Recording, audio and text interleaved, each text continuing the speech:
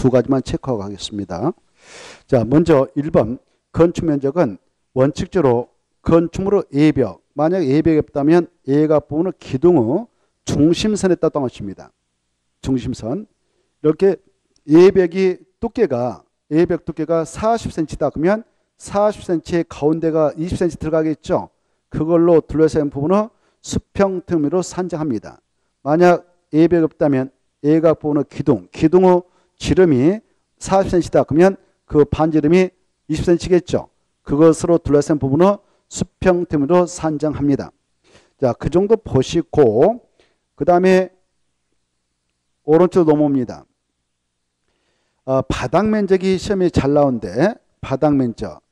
이 바닥 면적을 보면 1. 바닥 면적 원칙으로 각층 그 일부로서 벽이라든가 기둥의 구획의 중심선 이렇게 구획의 중심선으로 둘러싼 부분은 수평틈을 산정하는 것이 원칙인데요. 외해가 나 있죠. 기억. 만약 벽이라든가 구획이 기둥의 구획이 없는 건축물이라면 그 건축물의 바닥 면적이 어떻게 계산하냐. 지붕 끝부분부터 안쪽으로 1m 후퇴한 선, 이 선으로 둘러싸인 부분은 수평틈으로 산정하면 되고요. 그 다음에 2번에 동그라미 1번의 니은이 중요합니다. 니은 보시면 건축물의 노대 등의 바닥은 난간 설치 여부에 관계없이 노대 등의 면적에서 노대 등이 접한 가장 긴 예벽의 접한 길이에 바로 몇 미터를 고반값을 뺀 면적을 바닥면적에 산정하는가? 1.5m를 자 곱한 값을 뺀 면적을 바닥 면적에 산입한다. 이렇게 됐죠. 노대 등이 접한 가장 긴 예벽의 접한 길이에 1.5m를 고반 값을 뺀 면적만 바닥 면적에 산입한다. 이렇게 돼 있죠. 자, 노대란 게 뭐냐면은 이렇습니다. 우리 건축물 2층 이상의 층을 보면 이렇게 봐보세요. 이 건물이 있는데 이게 예벽이라 합시다. 칠판이 건축물의 예벽에 저 안쪽에 있고 이때 예벽에서 보통 2층이라든가 3층 이상의 층에다가 한 2m 이상 돌출시켜 가지고 이렇게 만든 공간이 있어요.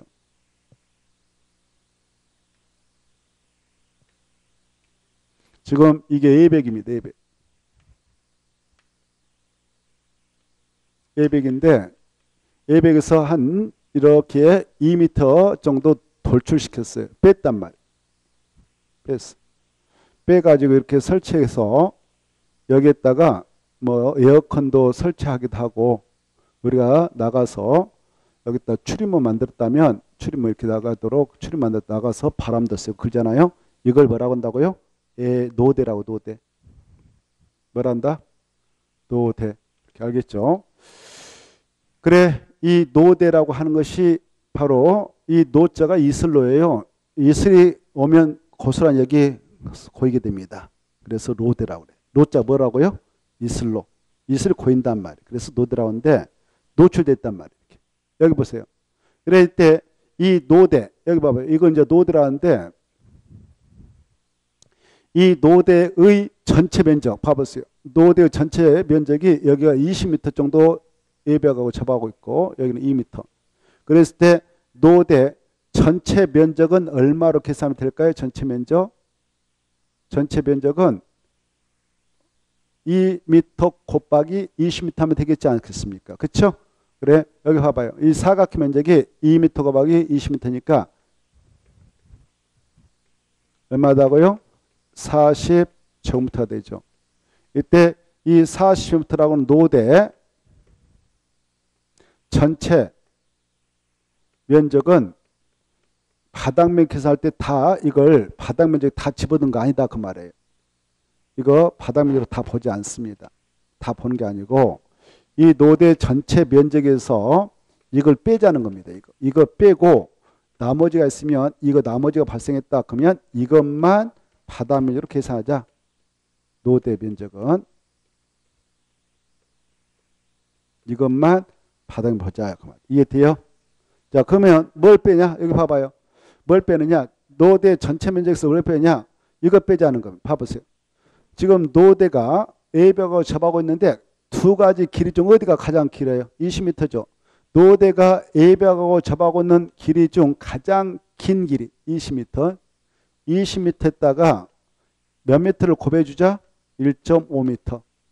이걸 곱해주자 그 말이에요. 그리고 이거 빼자. 그러면 이건 얼마냐? 30.5m가 돼요. 이렇게. 맞죠?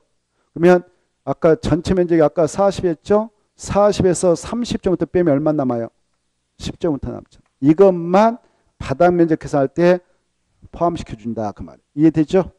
자, 이거 중요표에서 알아주시고 넘어가요. 나머지 이제 쉬워요. 나머지 쭉 읽고 가면 되거든. 자, 2번에 기억 봐봐. 2번에 기억 보면 필로티라는 것은 기둥 세워가지고 바로 A벽 별로 붙이지 않고 만든 공간. 그래서 공중 통행 공간으로 이렇게 건물을 세우는데 건물 세울 때에 1층에 기둥만 집어넣어 가지고 여기 사람의 통행으로 쓰고 있다든가 공중 통행관 사람 왔다 갔다 한다. 공중 통행관 아니면 자동차 전용 공간 주차 전용 공간 그리고 바로 차량 통행 우리 차가 왔다 갔다 하게 돼 있다. 그런 공간 이런 공간을 쓰고 있다면 여기 이 필로티 구조 부분인 이 부분은 건축물 바닥 면적을 할 때 산입하지 않습니다. 필로티 구조 부분이 공중 통행으로 쓰고 있다. 아니면 자동차 주차 전용으로 쓰고 있다. 아니면 그 자동차 통행으로 쓰고 있다. 그러면 필로티 부분은 바닥 면적을 할 때 산입하지 않는다는 것. 두 번째, 이 필로티 부분이 또 공동택에 설치되어 있다. 그러면 공동택, 아파트 연립 뭐 다세대 있는데 1층에 바로 필로티 구조물이 설치되었다면 그 부분은 바닥 면적을 할 때 또 산입하지 않습니다. 그 다음에 니은, 승강기탑. 우리 옥상 보면 승강기탑, 계단탑, 장식탑 이런 거 만들어 놓거든요. 그것들이 차지할 면적도 바닥 면적 계산할 때 산입하지 않습니다. 니은 보면 마지막에 바닥 면적 산입하지 않는다. 418페이지 보고 계시죠? 418페이지 니은. 승강기탑도 마지막 바닥 면적 산입하지 않는다. 니은. 계단탑도 장식탑도 역시 바닥 면적 산입하지 않는다. 특히 다락이 중요해요. 다락의 층고가 층높이인데요. 1.5m 경사진 형태의 지붕은 1.8m 이하인 것은 마지막에 바닥 면적 계산할 때 산입하지 않는다. 이거 아주 중요하니까 중요표 나요. 자, 이거 보세요. 이 건축물이 이렇게 건축되어 있는데요. 여기 보니까 다락이 설치되어 있어요. 이렇게. 다락이 있고요. 다락의 면적이 50.5m다. 여기 보세요. 다락의 면적 50.5m. 그리고 이 층높이, 층고라고 하는데 다락의 층높이가 바로 1.5m로 되어 있다. 이렇게. 그리고 이 1층 바닥 면적 100제곱미터이고 2층 바닥 면적도 100, 3층도 100. 이랬을 때 이 건축물을 여기 보세요. 이 건축물의 연면적 얼마냐? 연면적 얼마냐? 그러면은 얼마로 계산해야 되냐? 여기 보세요. 여기 봐봐요. 여기 보시라고. 보고 나서. 여기 봐봐. 연면적 뜻은 하나의 건축물의 각층 바닥 면적 합계라고 그랬죠? 그러면 이거 바닥 면적 아까 100이라고 했으니까 일단 300은 나왔어. 근데 이 다락의 면적 50m를 바닥 면적으로 보면은 이 건축물 연면적은 350이 되고 바닥 면적으로 보지 않으면 이것은 300으로 끝나는 거예요. 이때 다락의 면적이 바닥 면적이 되느냐 안 되느냐는 층고가 결정나는 거예요. 층고가 결정해요. 층고가 결정하는데 이 다락의 층고가 1.5m 이하밖에 안 된다 그러면 다락의 면적은 바닥으로 보지 않아요. 알겠죠? 이게 평지망 아래에 있을 때 1.5m를 초과했다. 뭐 1.6m다. 1.7m다. 그러면 이 다락의 면적도 바닥으로 봐요. 몇 미터가 기준이 된다고? 1.5m. 이 수치 암기해야 돼. 평지붕일 때 그래. 먼저 볼 때게요. 평지붕일 때 이렇게 봐봐. 평지붕일 때는 그렇고 경사지붕일 때는 달라요. 이렇게 이 부분을 경사지붕이라고 하거든. 이렇게 경사지붕이 있는데 여기에 이렇게 다락이 있어. 다락. 여기 봐봐요. 여기 그냥 100제곱미터 이것도 100제곱미터 바닥 면적이 1층, 2층, 3층 다 100제곱미터로 돼 있어요. 바닥 면적. 다락이 있어요. 그리고 경사짐으로 돼 있어요. 그 안에 다락이 설치되어 있어요.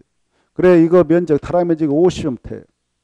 이때 다락 면적이 바닥 면적이 되느냐 안 되냐는 이 다락의 층고가 결정적으로 중요하다고 그랬죠. 층고가 경사지붕일 때는 1.8m 이하다 그러면은 그때는 다락 면적은 바닥면을 보지 않아요. 이해됐죠? 얼마를 초과할 때만 바닥면을 보냐? 1.8m 초과할 때. 이 수치 암기해야 돼. 중요해. 자, 그거 중요해 놓고 암기하고 그 다음에 나머지 보면 이 건축물의 외부라든가 내부에 설치하는 굴뚝이 차지하는 외부 내부에 따른 충금이 외부가 됐든 내부가 됐든 굴뚝은 바닥면을 보지 않습니다. 더스트는 쓰레기 투기장입니다. 아파트 복도 쪽에다 만들고 있는 더스트슈. 그 과거는 더스트슈트가 만들어졌는데 요즘엔 1층에 쓰레기가 고이면 위생상 안 좋고 전염병 확산돼서 지금 없애버리고 봉쇄해놨습니다만은 설비 덕트는 수도, 가스, 관들이 통과하는 그 통로를 설비 덕트라고 그래요. 그런 공간은 바닥 면적으로 보지 않습니다. 옥상 동암치고 옥외 동암치고 지하 동암치요. 옥상 옥외 지하에 설치하는 물탱크, 기름탱크 이런 것들이 차지하는 면적도 바닥 면적에 산입하지 않는다. 근데 옥내에 물탱크가 있다면 그것은 산입합니다. 니은 지금 니은의 내치를 보고 있어요. 그 다음에 디귿 보세요. 공동태로서 지상층에 설치한 기계실, 전기실, 어린이노트, 조경, 생활, 폐기물 보관함의 면적도 바닥 면적에 산입하지 않습니다. 그리고 리을 읽어보시고 쭉 내려가셔서 비읍 하나 보세요. 비읍. 비읍 보시면 건축물을 리모델링하는 경우로서 미관 향상, 열 손실 방지를 위하여 A백에 부가하여 마감재를 설치한 부분이 있다면 이렇게 A백에다 이렇게 마감재를 붙였다면 이것이 차지하는 면적도 바닥 면적에 산입하지 않습니다. 그 다음에 쭉 내려가셔서 키읔을 하나 보세요. 키읔.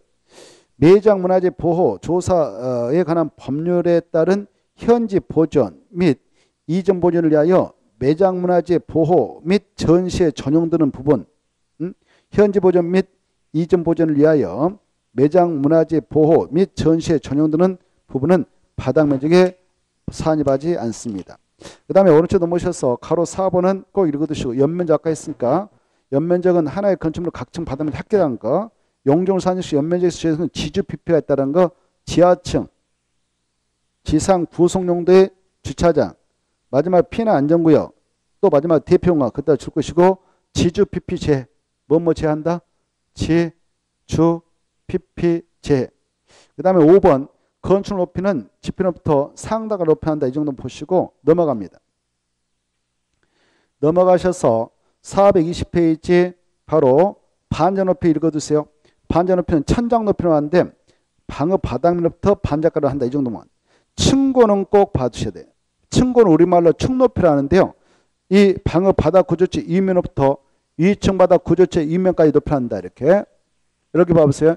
이 건물주택의 방어 바닥 구조체를 똑같이 치면서 올라가거든요. 이때 이걸 방어 바닥 구조체랍니다. 이때 이 층고 높이란 것은 이 방어 바닥 구조체 이면에서 2층 바닥 구조체 이면까지 아래면 하면 틀려요. 그리고 이 반자 높이라는 것을 보세요. 여기다 방바닥을 이렇게 넣잖아요. 그리고 천장을 넣죠. 그때 이 반자 높이, 천장 높이는 방어 바닥부터 반자까지 높이 한다. 이게 반자 높이하고 층고는 길이가 층고가 훨씬 길겠죠. 그 다음에 6번 시험에 나온다 생각하고 층수 산정입니다. 1번 층의 구분이 명확하지 않는 건축물은 높이 몇 미터마다 하나 층으로 본가 4m.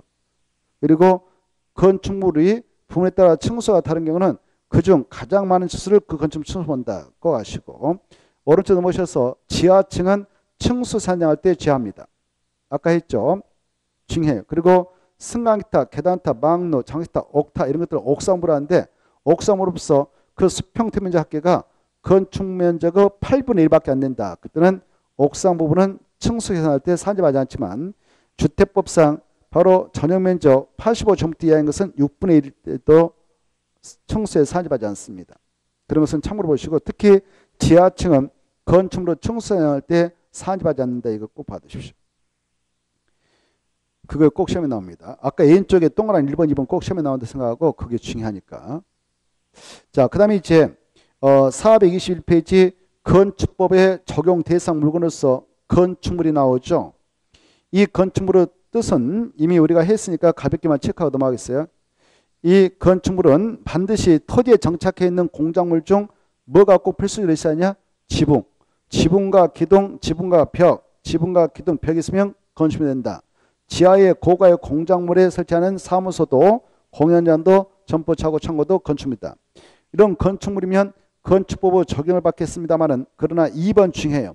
건축법을 전혀 적용받지 않는 건축물 5개가 있는데 이걸 시험에 나온다 생각하고 꼭 기억하셔야 돼요. 건축법 1쪽부터 끝쪽까지 전혀 적용받지 않습니다. 어떠한 규정도 적용받지 않습니다. 자, 문화재 보호법에 따른 지정문화재하고 가정문화재, 철도, 궤도, 선로 부지안에 있는 운전 보안시설, 철도, 선로, 인 아래를 가로지르는 보행시설, 그리고 플랫폼, 철도, 궤도, 사업용, 급수, 급유, 급단설, 고속도로 통행시설, 그 다음에 컨테이너를 위한 간이창고 중 마지막에 공장의 용도로 사용되는 건축물이 대지에 설치하는 것으로서 이동이 쉬운 것. 그 다음에 하천법들은 하천구역 안에 설치하는 수문조작시 이런 것들은 건축법을 전혀 적용받지 않는다. 중요하고 넘어갑니다.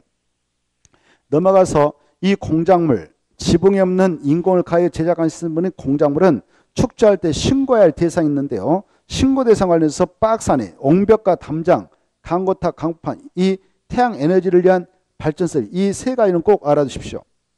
옹벽과 담장은 몇 미터를 넘을 때 신고해야 되는가? 2m. 옹벽, 담장은 두 자니까 2m. 강고탑, 강고판은 3m 아니라 4m를 넘을 때만. 그리고 태양 에너지를 이용한 발전 설비는 5m. 이렇게 5태양이시여 암기하세요. 5태양이시여. 그거 좀 보시고 그 다음에 그 오른쪽 넘어오셔서 423페 보시면 대지 나오죠. 대지를 보시면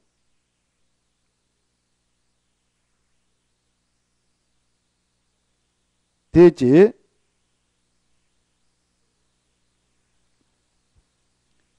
자 1번 의의를 좀 봐주세요. 건축법상 하나의 대지라는 게 뭐냐? 하나의 대지라는 것은 공간 정보의 구축 및 관리된 법률에 따라 각 필지로 나눠진 터를 말한다. 즉 한 필지, 우리 지족도라든가 임야도 보면 한 필지 경계가 다 표시되어 있거든요. 그때 한 필지 한 필지가 곧 하나의 대지가 되는 것이 원칙입니다. 이게 원칙인데요. 외회적으로 이 가로 2번, 3번이 대통령이 정하고 있는 내용인데요. 이렇게 대통령이 정하는 토지들은 바로 둘 이상의 필지를 합해서 하나의 대지로 할 수도 있는 경우가 있고요. 또 1 이상의 필지 일부를 하나의 대지로 할 수 있는 경우도 있습니다. 있다가 중요해요. 근데 시험에서는 없다 이렇게 나왔거든요. 있다 이걸 체크해 두십시오. 이때 가로에 보면 둘 이상의 필지를 하나의 대지로 할 수 있는 토지는 박스와 같이 6가지가 있죠. 6가지 경우는 바로 2개 이상의 필지를 하나의 대지로 해줄 수 있는 경우예요. 예컨대 이렇습니다. 자,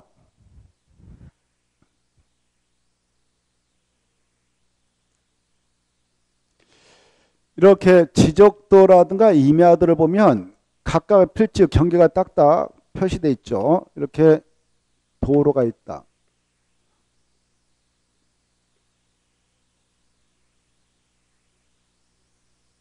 또 이렇게 국어가 있다. 국어.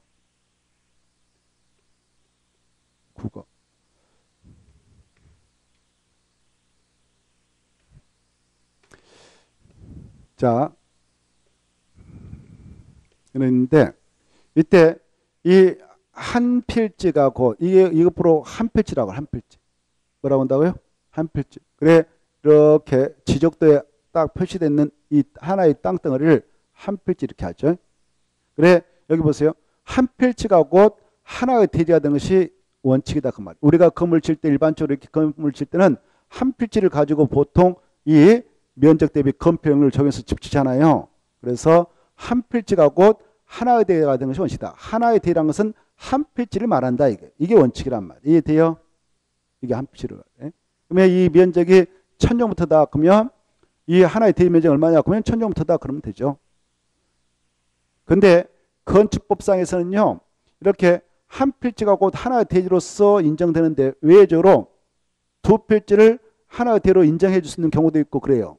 근데 자 여기 이렇게 땅이 있는데 지적도상 이렇게 도면 보니까 땅이 이렇게 있는데요.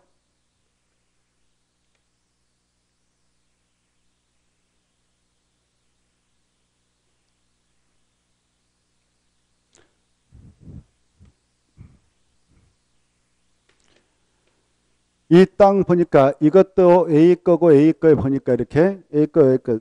땅은 두 필지. 몇 필 있다고요? 두 필지인데 여기다 이렇게 A가 건물을 이렇게 걸쳐서 건축을 하겠다는 겁니다. 이렇게 하겠다면 여기 봐봐요.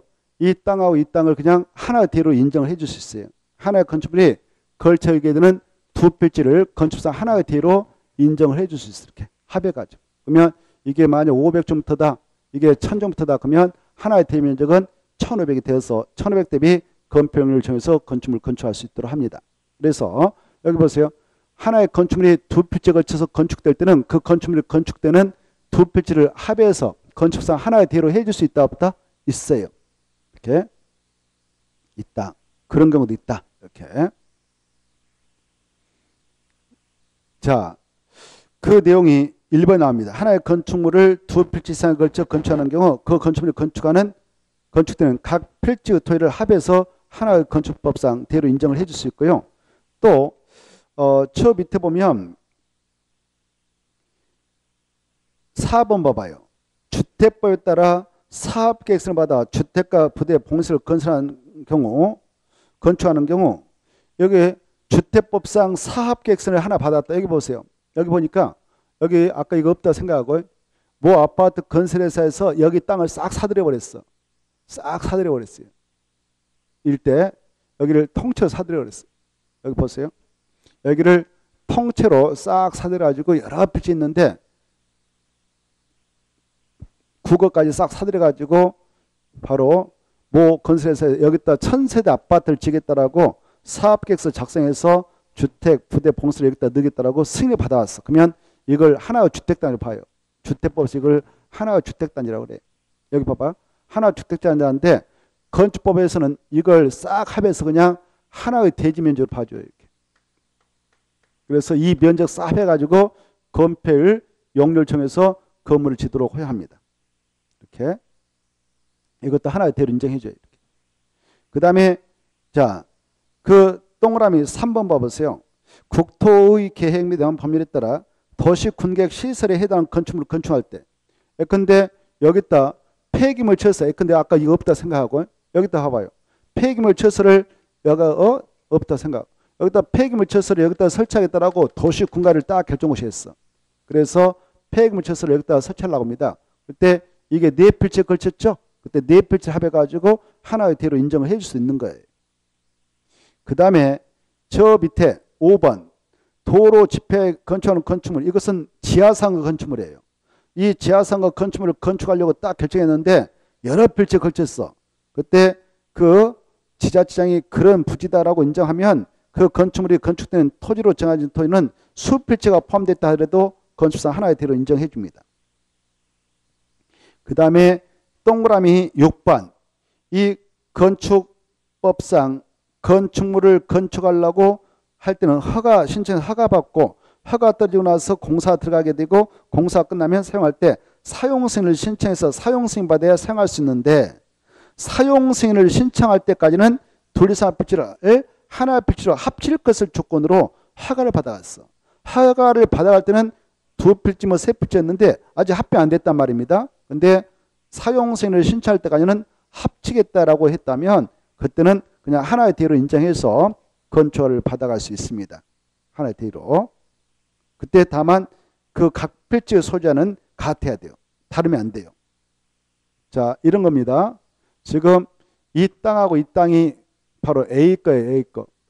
A 건데 A가 여기다 이거 1000제곱미터 이거 1500제곱미터인데 아직 건축허가를 신청할 때까지만 해도 두 필지로서 합병 절차는 안 걸쳤어. 그러나 저 건축공사 다 끝나고 나서 두 필지를 합치겠습니다라고 조건 허가 받아왔습니다. 그리고 건축공사 여기 다 끝나고 나서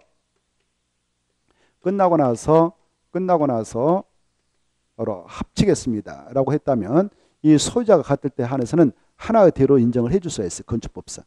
하나의 대로 인정하면 두 필지 면적을 싹 합해가지고 대지 면적을 바로 확 잡습니다. 그러면 두 필지를 하나 대로 인정하면 1500이 되고, 만약 한 필지만 하나의 대로 인정하고 별도의 그 필지로서 별도의 대로 인정하면 이 대지 면적은 2500이 될 수가 없어요. 다시 한번 두 필지를 하나의 대로 인정하면 여기다 건축물을 건축할 때는 대지 면적을 얼마로 인정받느냐? 2500을 인정받아가지고 여기에 건축물을 건축하는데 건폐료 최단도가 50%다. 그러면 2500의 절반은 얼마예요? 1255. 그래요? 좋아. 이 1250의 건축 면적을 잡아서 크게 건물을 올릴 수 있는 거예요. 알겠나요? 하나의 대로 인정받으면. 근데 하나의 대로 인정 못 받으면 각각의 필지마다 하나의 대지가 되어서 아무리 크게 A가 여기다 건물을 크게 짓고 싶어도 건폐료 50%다. 그러면 여기다 한 동 칠 때 750짜리 하나. 그렇죠? 여기도 500점짜리 하나. 이렇게 따로따로 이용할 수밖에 없어. 하나의 대로 인정 못 받으면. 그런 불합리가 있으니까 그냥 하나의 대로 인정을 해주겠다 그 말입니다. 뭐가 같다면? 소유자가 같다면. 뭐가 같다면? 소유자가 같다면. 자, 그리고 동그라미 2번은 여러분이 다음에 좀 공간 정보의 구축 및 관련 법률을 어느 정도 공부해가지고 실력이 쌓이면 2번은 좀 설명해 드리겠습니다. 다음에 심화 학습 때. 2번이 중요하지만 이번 코스에서 넘어가겠습니다. 2번 중요편을 써요. 다음에 여러분이 좀 공부가 되면 그때 설명하겠어요. 지금은 좀 그래요. 그 다음에 3번 이거예요. 봐보세요. 자, 여러분이 땅을 하나 샀는데 이게 여기 봐봐요. 이게 한 필지인데 이게 1만 제곱미터예요. 1만 제곱미터인데 여기 보세요. 여기 봐보세요. 1만 여기 봐보세요. 여기 봐봐요. 1만 제곱미터인데 이게 농지를 샀어. 농지를 사가지고 이거 한 필지인데 여기 농지 중 일부만 측량해서 농지 전용 허가를 받아요. 허가 받았는데 이 면적이 바로 500제곱미터 500. 허가 받은 부분이 500이면 이것만 하나의 대로 인정해서 500제곱미터 대비 건폐 용률 정해서 여기다 건물 지겠습니다. 그러면 허가를 받을 수 있는 거예요. 건축허가. 이걸 이렇게 표현해. 한 필지 일부를 하나의 대로 할 수 있다. 이렇게. 자, 1번 보면 하나 이상의 필지 일부에 대하여 바로 하나의 대지로 인정을 받을 수 있는 경우가 5개 나오는데 3번. 하나 이상의 필지 일부를 하나의 대로 할 수 있는 경우가 5개 나오는데 그중에 2번 봐봐요. 하나 이상의 필지 일부에 대하여 농지법에 따른 농지용 허가를 받았다면 그 허가 받은 부분만 하나의 대로 인정을 해줄 수 있어. 아까 봐보세요. 원칙은 하나의 필지가 하나의 대여야 된다고 그랬죠. 하나의 대지는 곧 한 필지가 된다고 그랬죠. 그런데 외조로 한 필지가 이렇게 크지만 여러분이 농지를 정할 때는 농지보증 부담을 내야 돼요. 농지보증 부담을 그 제곱미터당 개별 공시가 30% 내야 돼. 1제곱미터가 개별 공시 집값 10만이다. 그러면 10만 원에 3만 원을 내야 돼요. 30%가 그거거든. 그래 농지 전용할 때 그런 농지보증 부담 내야 되는 부담이 있기 때문에 다 전용할 필요가 없다. 그런 생각 들면 전용할 필요 없어. 그냥 일부만 딱 측량해서 이것만 농지용 허가 내주세요. 그러면 허가 내줘요. 허가 받아서 여기다 건물 지겠다. 그러면 그것만 하나의 대로 인정을 해서 그 면적 대비 건폐율을 적용했습니다. 그러면 바로 허가 받아서 건축할 수 있습니다. 이게 또 봐보세요. 이게 산지다. 그러면 역시 마찬가지. 이게 산 다 전용할 때 산재합상 대체 산림 조성비를 내야 돼. 대체 산림 조성비 돈 엄청 내야 돼요.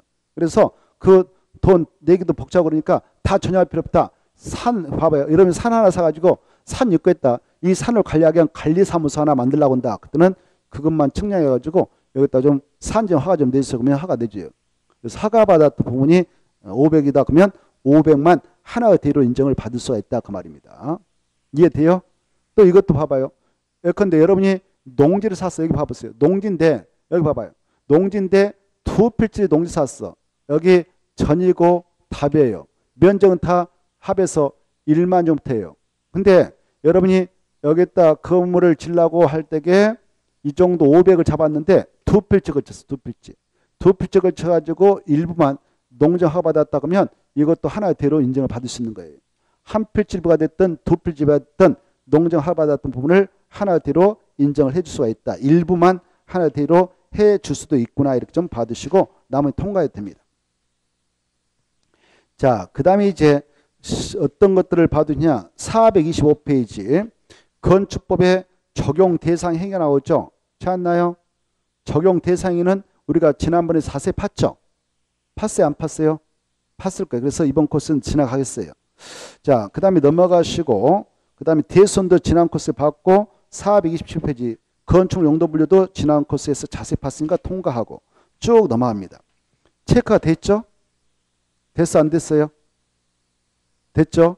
자, 그 다음에 쭉 넘어가셔서 뭘 보냐면은 435페이지 435페이지 이 시설군의 분류가 나올 겁니다. 찾았나요? 자, 그게 이제 용도 변경 파트인데 이게 올해 시험에 꼭 나온다 생각하면 돼요. 용도 변경에서는 한 문제 나옵니다. 그래서 그 파트를 좀 체크해 보겠는데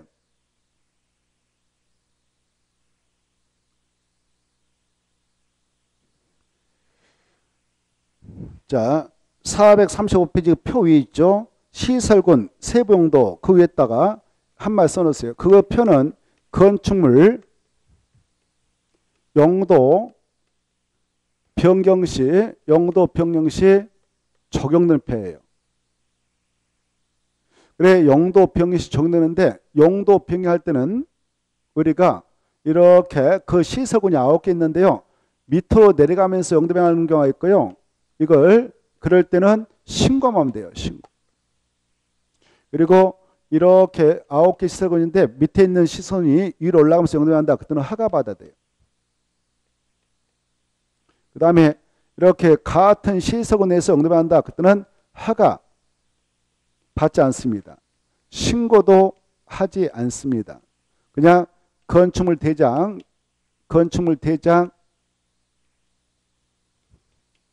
기계상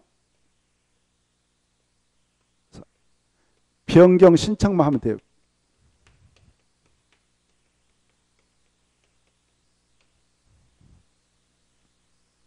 이렇게. 그래, 이 9개 시설군이 있는데요. 9개 시설군. 이 건축물 용도는 우리 건축법령에서 29가지로 분류해 놓고 있어요. 29가지. 몇 개요? 29가지. 그 유사한 건축물이 있는데 건축물의 유사한 성질을 가지고 있는 것들 또 구조 이상한 그 유사한 이용 목적 형태별로 묶어서 분류하고 있는데요. 29가지로 분류하고 있습니다. 29가지 용도의 그 시설관에서 그 시설에 내재하고 있는 위험성과 정도가 같은 것들을 추려서 다시 9가지 시설군으로 분류하고 있어요. 군자가 무리군자거든요.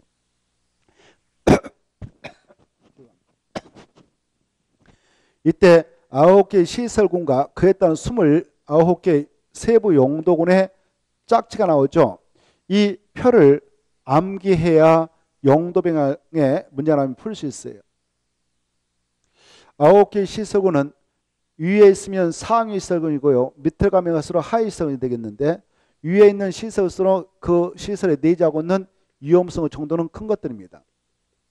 그리고 밑으로 가면서 갈수록 위험성 정도가 적고요. 같은 시설이 있으면 위험성 정도가 같아요.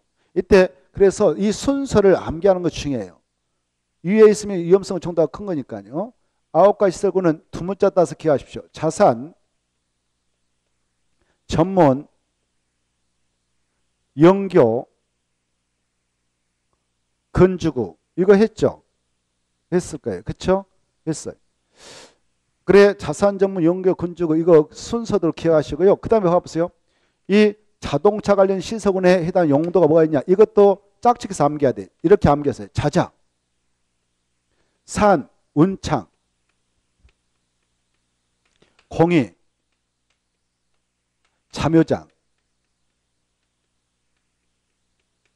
그 다음에 전방발, 문문, 종이간, 그 다음에 영, 판, 운, 수, 다. 저 제2종 근생중 다종 생활설이 올라왔습니다. 그 다음에 격요, 의, 노, 수, 야. 근근 1종, 2종. 2종 중 다종 생활설 올라갔죠. 이쪽 하나. 자, 그 다음에 주주, 업무, 교군. 그 다음에 그동. 이렇게 해서 이 9가지 시성을 암기를 해야 돼요. 그렇지 않으면 용도 변경은 문제 나올 때 손댈 수 없습니다. 손댈 수 없어. 그래, 이 표를 암기하시고 뭐 머리자 따서 기억을 하려고 하다 보니까 같은 말이 이렇게 반복해서 나오는 경우도 없잖아 있어요. 이때 산업등 시설군의 운은 운수 시설이고 영업등 시설군의 운은 운동세다. 이거 좀 주의하면 되겠죠. 그 다음에 산업등 시설군의 위는 위험물 저장 및 처리설이죠. 위험물 저장 및 처리설. 근데 문화 집회석으로 나오는 이 위는 위락설입니다. 위락설. 이런 것들을 주의하시고 여기 자는 자동, 여기는 자원 순환 관리설이고 여기는 자동차 관리설이다. 이런 것들 좀 주의하면 되겠어요. 여러분이 그것 좀 잘 받으시고 이걸 좀 외우도록 노력하셔야 돼요. 자, 이때 봐봐요. 이렇게 위험성이 적은 하위설군을 상위설군으로 용도변한다. 그때는 뭐 하면 된다고요? 허가받을까 신고할까? 아니, 신고하면 틀리고 뭐라고? 허가. 이렇게 아까 여기 있잖아요. 올라가면 뭐다고요? 허가. 위험성이 적은 것을 위험성 큰 쪽으로 바꿀 때는 허가받으라 규정합니다. 위험성 큰 것을 위험성 작은 쪽으로 바꿀 때는 신고하면 돼. 신고. 이걸 먼저 딱 아셔야 돼. 알겠죠? 이해됐죠? 그 다음에 이렇게 봐봐. 같은 시설원에서 용도변할 때는 허가 신고 필요 없다고 그랬어요. 이거. 이걸 먼저 아셔야 돼. 그리고 이 용도변경권은 허가를 받든 신고라든 다 누가 처리하냐? 관할 특별 자치시장, 특별자치시장, 특별자치도지사, 그 다음에 시장, 군수, 구청장, 시장, 군수, 자치구청장. 이네들만 이 건을 처리해 줍니다. 자치구, 구청장. 여기 서울특별시, 육대광역시에 있는 건축물에 대한 용도 변경은 특별시장, 광역시장이 관여하지 않습니다. 이네들이 건축물을 우리가 건축상 할 때 건축물 대장이 만들어져요. 거기에 소요 이용 상태 다 기재되어 있습니다. 이렇게 이걸 누가 기재해서 보관하냐면은 이네들이 행정관청이 돼요. 건축물 대장 기재 보관하고 있는 친구가 이네들이거든요. 그래서 이네들한테 용도에 따른 허가 받고 신고할 거 신고하고 또 건축물 대장상 변경상 기재 좀 해주세요라고 신청을 하게 돼요. 이것도 중요해. 누가 일 처리하느냐 이거 아주 중요하니까 이거 꼭 아셔야 돼요. 용도변경하는데 무슨 특별시한테 허가 받는다, 뭐 광역시한테 허가 받는다, 도시한테 뭐 승인받는다, 이거 다 틀린 소리예요. 이네들이 다 처리한다 이렇게 하시고, 자 여러분들이 이렇게 건축물을 애당초 신축했는데 이 신축했던 건 공사 다 끝나고 나서 사용승인 신청해서 사용승인 받잖아요. 사용승인 받아서 우리가 사용을 합니다. 그때 사용하게 될 때 이게 숙박설로 만들어졌다. 숙박설이. 그래 사용승인서를 내주면 이네들이 건축물 대장을 기재해서 보관하거든. 소유자는 뭐 갑이다. 지금 용도는 뭐 숙박설이다. 이렇게 다 기재해 놓습니다. 근데 이게 사용하고 있다가 장사 안 되니까 이 숙박설을 위락설로 용도를 변경하고 싶습니다. 이렇게. 그때 위락설로 용도 변경할 때는요. 바로 여기 봐보세요. 아까 숙박설 했던 것을 여기 봐보세요. 여기 숙박시설 했던 것을 위락설로 용도 변경을 하고 온다. 그때는 이렇게 올라가니까 못 받아야 될까? 허가 받아야 돼. 이거 아셔야 돼. 그래, 아 위락설로 변경할 때는 허가 받아야 되구나 이렇게. 이때 허가 받을 때 그 건축물 소지하고는 이네들한테 가서 허가 받지 다른 사람한테 갖는 건 절대 아니다 이렇게 하시고, 만약 위락설로 용도 변경해서 사용하다가 또 안 되겠다, 장사가 안 된다, 그래서 용도를 다시 그리고 말이죠. 이때 이네들한테 용도 변경 허가를 받았다면 이네들이 허가 내준 대로 건축물 대장을 지네들이 스스로 변경 기재해요. 그래서 건축물 건축주인 갑은 이 건축물 대장상 기지사항도 변경해 주세요라고 신청할 필요 없어. 알아서 얘네들이 변경 기재합니다. 그 다음에 이 허가받아서 이용했던 일학스를 장사 안 돼가지고 이걸 이제 정결설로 변경하고 싶다. 정결설. 그러면 어떻게 된가 봅시다. 아까 일학스를 정결설로 변경하네요. 그러면 같은 실석원에 해당하니까 여기 봐봐요. 일학스를 정결설로 변경할 때는 허가받을까 신고할까 아무것도 필요 없죠. 여기에 해당하잖아요. 아무것도. 그러나 무엇을 해야 되냐면은 건축물 대장상 지금 일학설로 기재되어 있을 건데 정결설로 변경 기재서라고 신청을 해야 돼요. 이해됐죠? 자, 그 다음에 봐보세요. 또 정결설로 운영하고 있는데 이 목사가 됐든 누가 됐든 뭐 스님이 됐든 이 잘못해가지고 성도들이 다 나가버렸네요. 그러면 이거 운영하기 힘들지 않겠습니까? 아무도 안 들어와 버리면. 그래서 정교시설을 다시 이걸로 바꾸려고 합니다. 수련시설로. 뭔 수로? 수련시설 이렇게 정교시설을 수련시설로 변경하려고 한다. 그럴 때는 뭐 해야 될까? 내려가니까 신고하는 거예요. 신고. 이해되죠? 신고를 하면 얘네들한테 하고 신고증 내주면 지네들이 건축물 대장상 기지상을 변경 기재하니까 건물주인 값은 건축물 대장상 기지상을 변경해 주세요라고 신청할 필요 없다. 이렇게 알아두십시오. 자, 여기까지를 잘 알아두시고 그게 435페이지 바로 박스 안에 있는 2번이었습니다. 동그라미 2번. 그거 꼭 이해하시고 그 다음에 마지막에 4번, 1번까지 말씀드렸죠. 넘어가셔서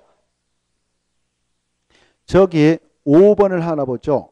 5번. 건축법을 준용해서 다음의 경우는 건축법 용도 변경하여 이를 준용한다 해서 1.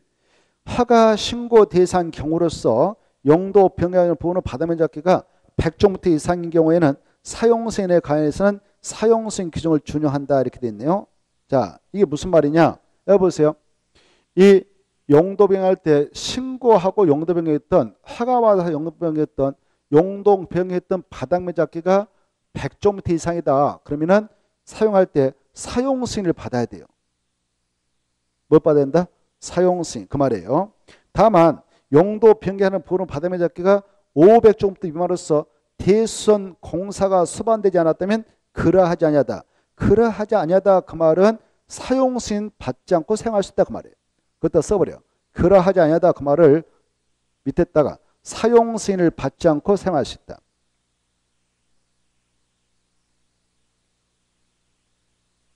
그러하지 아니하다 그 말은 무슨 말하고 같다고요? 사용 승인을 받지 않고 사용할 수 있다. 무슨 말이냐 봐보세요.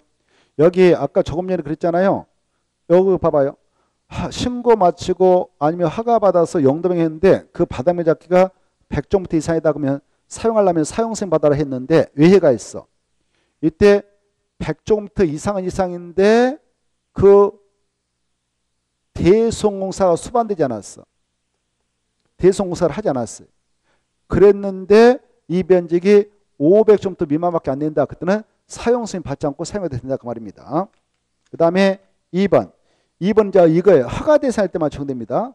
허가 대상은 좀 위험성이 낮은 것을 위험성이 높은 쪽으로 변할 때 허가 받도록 했었죠. 그래서 안전성이 더 중요하니까 야 허가 대상일 때 한해서만 그 용도 변경하려는 바닥면 잡기가 500종부터 이상이면 용도 변경에 따른 설계를 건축사가 해줘야 돼. 설계는 건축물로 설계 규정을 준용한다. 그따 축봐. 건축물로 설계 규정을 준용한다. 그따 축시고 건축사가 설계해야 된다 그랬잖아요. 건축사가 설계를 해야 한다. 건축사가 설계를 해야 돼요. 무자격자가 하면 안 되는 겁니다. 자, 그 다음에 가로 6번에 1번 하나 읽어두세요. 가로 6번에 1번 보면 건축주는 건축물 용도를 복수로 하는 여기 보세요. 여기 건물이 하나 있는데 여기다 1층은 전체를 1종 근린생활소 넣겠습니다. 2층은 뭐 교육시설로 넣겠습니다. 이렇게 용도 두 개성을 복합적으로 쓰겠다라고 신청을 할 수 있어. 건축주는 건축 용도를 복수로 하여 건축하라든가 건축시설하다 용도 변경 이런 것들을 신청할 수 있다. 이렇게 하나의 건축물을 했다 그렇게 복수 용도로 쓰겠다라고 신청을 할 수 있습니다. 오른쪽도 보시면 자 그 437페이지 2번 도로 예정지 나와 있죠. 도로 예정지. 자, 우리가 이 땅을 가지고 있는데 그 땅에다가 지금 행정관청에서 국토교통부장부 시도사 대도시장이 도시군가로 입안해가지고 여기 기반세인 도로 만들 땅이다라고 결정했습니다. 그러면 그걸 도로 예정지라 하잖아요. 도로 예정지에 아직 공사가 진행되지 않는 상태라면 여러분 땅 주인일 때 무엇을 설치할 수 있냐? 거기다도 건축물을 건축할 수 있어요. 공작물을 설치할 수 있어요. 못 받아서 허가 받으면. 그것도 써놔요. 마지막 썼죠. 도시 군객 시설로 예정된 도로 예정지에도 건축물이나 공작물을 설치할 수 있다. 이렇게 돼 있죠. 있는데 못 받으면 된다고요? 허가 받으면. 있다가 중요해. 근데 시험에서 없다 이렇게 나왔거든. 있다. 있는데 못 받으면 된다고요? 허가.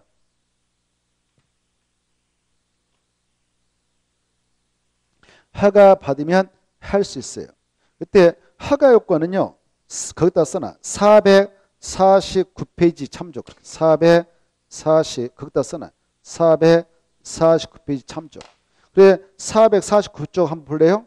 449쪽.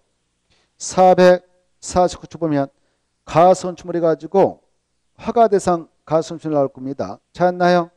이 도시 군객시설 그 예정지가 있다면 가선축물을 건축할 때에 허가 받으면 돼. 허가 받기 위해서는 박스 안 넣는 요건을 충족하면 된대요. 4층 이상이면 안 돼. 거기 보면 다시 한번 봐봐. 특 시장수 구청장은 해당 가선 건축이 다음 어느 하나에 해당하는 경우가 아니면 허가를 내주라. 해당하면 허가 내지 말고 해당하지 않으면 허가 내주라 이렇게 됐거든. 4층 이상이면 허가 내주지 마라. 그 말은 4층 이해 미만일 때만 내주라. 3층 이하만 내준 거예요. 3층 이하. 몇 층 이하만 된다고요? 3층 이하.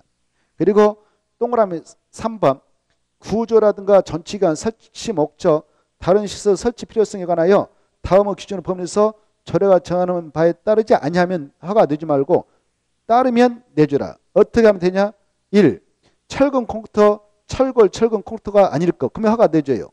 전치관은 3년이니까 이게 중요해. 전치관은 3년이는데 그 사업이 시행될 거는 연장받을 수 있고 그리고 전기, 수도, 가스 같은 새로운 간선 공급설비 설치하지 않을 것. 공동택, 판매설, 운수를 이런 걸 만들지 말고 분양 목적으로 하지 말 것. 그러면 허가 내주겠다 이겁니다. 이 중에서 중요한 것은 3층 하면 된다. 허가 받아야 된다. 전치관은 원칙 3년인데 그 시설 사업이 시행될 거는 연장할 수 있다. 이 정도는 좀 봐두세요. 그리고 이 전치관을 연장할 수도 있습니다. 넘어가 보세요.